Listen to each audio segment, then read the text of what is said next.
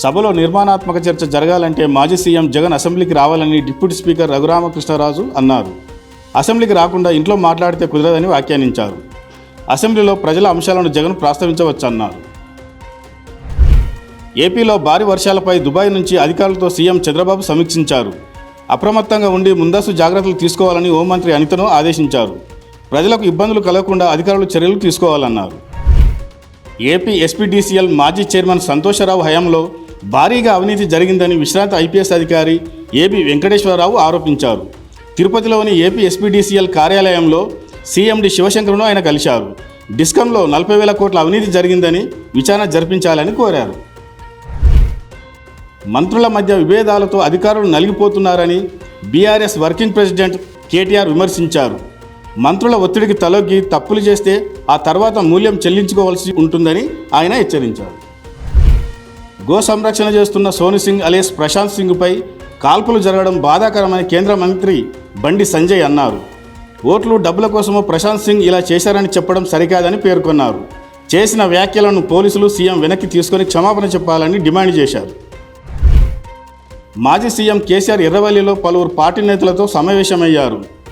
మాజీ మంత్రులు హరీష్ రావు, జగదీష్ రెడ్డి, ఎర్రబెల్లి దయాకర్ రావు, సునీత లక్ష్మారెడ్డి, సింగిరెడ్డి నిరంజన్ రెడ్డి, తలసాని శ్రీనివాస్ యాదవ్, వేముల ప్రశాంత్ రెడ్డితో పాటు పలువురు ఎమ్మెల్యేలు, ఎమ్మెల్సీలు, కీలక నేతలు హాజరయ్యారు.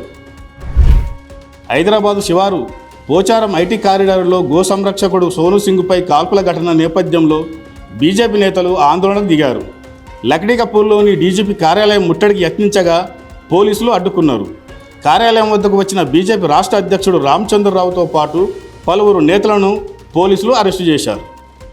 తెహ్రిక్ ఈ తాలిబాన్ పాకిస్తాన్ ఉగ్రవాదులు ఒకవైపు, ఆఫ్ఘనిస్తాన్తో ఉద్రిక్త పరిస్థితులు మరోవైపు పాకిస్తాన్ను ఉక్కిరి బిక్కిరి చేస్తున్నాయి. ఇప్పుడు TTP Pakistan army chief Asim మునీర్ను హెచ్చరించింది. దమ్ముంటే తమను ఎదుర్కోవాలని సవాలు విసురుతూ వీడియోలు విడుదల చేసింది. అడిలైడ్ వేదికగా జరిగిన రెండో వన్డేలో రోహిత్ శర్మ అర్ధ సెంచరీతో రాణించాడు. పెర్త్లో జరిగిన మొదటి వన్డేలో 8 పరుగులకే పరిమితమైన హిట్మ్యాన్ ఈ మ్యాచ్లో పుంజుకున్నాడు. మరి దూకుడుగా ఆడకుండా ఓపికగా బ్యాటింగ్ చేసి తిరిగి ఫామ్లోకి వచ్చాడు. రామ్ చరణ్ దంపతులు అభిమానులకు గుడ్ న్యూస్ చెప్పారు. రెండోసారి తల్లిదండ్రులు కానున్నారు. ఈ విషయాన్ని తెలుపుతూ ఉపాసన పోస్టు పెట్టారు.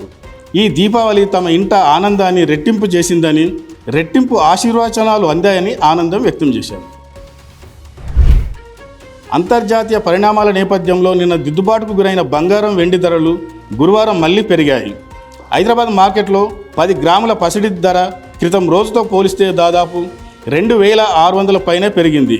నేటి మార్కెట్లో 24 క్యారెట్ల మేలిమి 10 గ్రాముల ధర 1,28,300కు చేరింది. Please subscribe to the channel and download the Politicos app from the links in the description.